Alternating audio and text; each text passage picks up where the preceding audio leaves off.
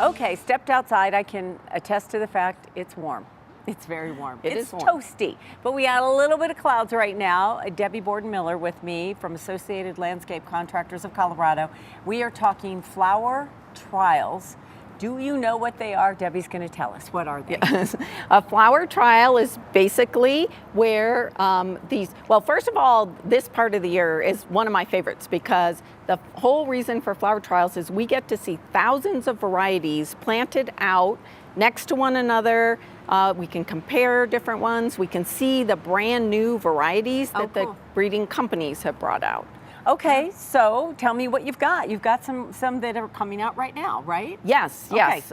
These that I brought with me today are new introductions, and dahlias, of course, are always very popular with everyone. And these are a couple new ones. This one, you know, is unique with the red and then the double center to it. That one's called, oops, sorry, I have to look at the sign. Fireburst. They're all new, so the names are not so good.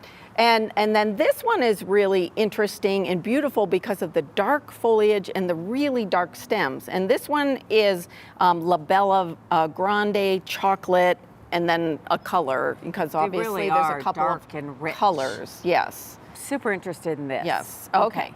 So these are Calibrachoa, or a lot of people know them as million bells or mini bells. Oh, okay. And this is a new double variety. So this is, you know, they've got the double petals in there, but still, you know, trailing, really good full sun plants. They're mini famous. Uno, double, light pink. Oh, I love that. All kinds of fun names. And then you really like this one. I love these. These are super cals, and super cals are a cross between petunias and the Calibrachoa. And so we have an improved yellow variety, obviously some new and fun colors with this kind of rose one. And so this has the best of both worlds of petunias and Calibrachoa. They're trailing, a little bit bigger flowers, but small for a petunia, but very vigorous. Very vigorous. Great in and good in the sun. Good in the sun, good in Colorado, good in containers, great. I like it. Yes. Okay. And then a couple things, because it's so hot, I had to bring a few things that do well in the heat.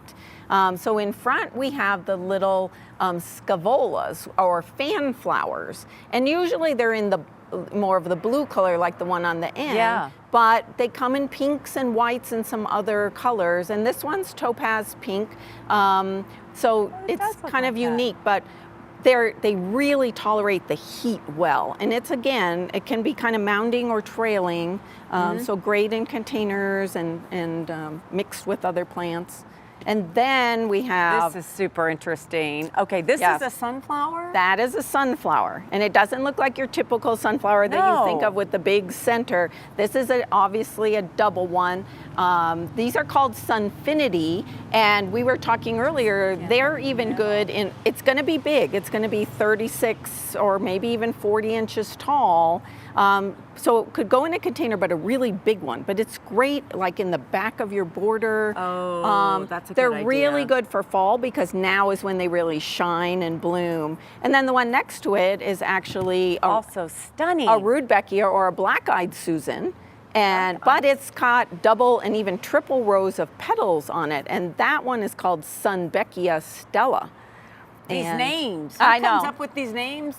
Somebody has some fun with it. I guess. They're hard to remember. Yeah. Well, all of this is the idea that there's new flowers being created all the time. New flowers. Kind of marrying kinds of flowers together and coming up with new stuff. Well, the breeders, it takes a long time, and the breeders, some of them have even taken 14 years or more for them from the time they start working on a certain characteristic, like doubles or, you know, a certain color, or, you know, marrying two different plants together. So it takes them a long time, but these trials are all across the country. We're lucky enough in Colorado to have a fantastic one at CSU.